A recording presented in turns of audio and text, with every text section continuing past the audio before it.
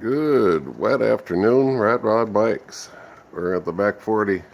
As you can see, fall is nearly over and we're heading very quickly into winter. It's a cold, wet day here at the back 40. Got a little football up on the screen and just trying to stay warm. Propane heaters are fired up and doing as best it can. Thought I'd just do a little video overview of the 77 Sunset Strip MBBO number 7 entry. We talked about the lettering, which I did indoors because it was already getting cool in October, and just thought I'd mention a couple things I think that have been missed. I got a set of these orange dice from one of our members, Bob's Bikes 8, early September, I believe it was, mid-September, anticipating, I'd already picked up the frame and I was anticipating an orange color, so those are adding a little bit of hot rod look. Here's a little bit of a close-up to the black spokes that I used from the BMX bike wheels, and relaced the rims with good spokes. We got nice true wheels out of it, and so been out on the bike a little bit before it got too crappy out. It's really a fun little bike to ride. Original fender and rear reflector. Here's a close-up of the adaptation I made in order for the Schwinn style sissy bars to fit the clamps that were for the girls' seat that was on here when I picked the bike up.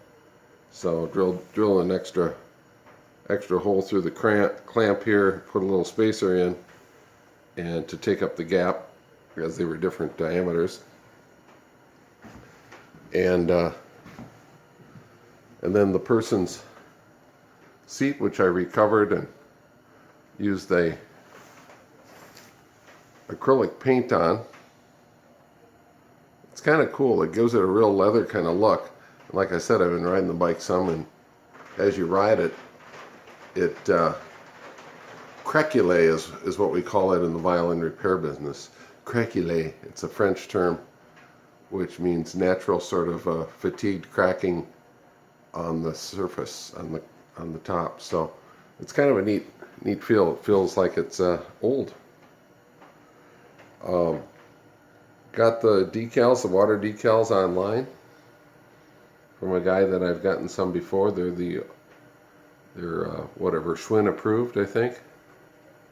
Original crank, original pedals, and even say Schwinn on the ends. I don't know if you'll be able to see that or not, but the end caps. Like I mentioned, it was pretty faded, and I did a lot of cleaning with the white vinegar and triple-aught steel wool and then I car wax, a couple coatings of car wax, turtle wax, to get it up to this level. The front fender was one that I manufactured out of another rear fender, bobbed the tail and the front and made it a little different, a little more pointed shape to the front so that it fit. And this is the style of fender that they had on the 77 Schwinn Stingray. So original handlebars, original front reflector, and original grips.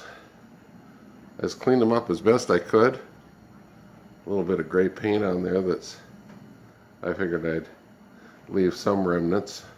They cleaned up pretty well. And then I used the caps, this little aluminum silver caps for plugging holes. And they're nice bars with a 3/4 ID in the hole, and the 3/4 cap fits in there perfectly. So just thought I'd do a little update here on 77 Sunset Strip. Again, this bike was purchased originally sold in Minnetonka, Minnesota, which is a suburb of the Twin Cities.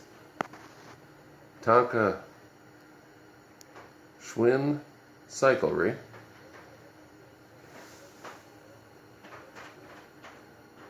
And remained in Minnesota, I'm guessing most of its life. I got it from Barn Bikes, one of our members who lives north of the Twin Cities.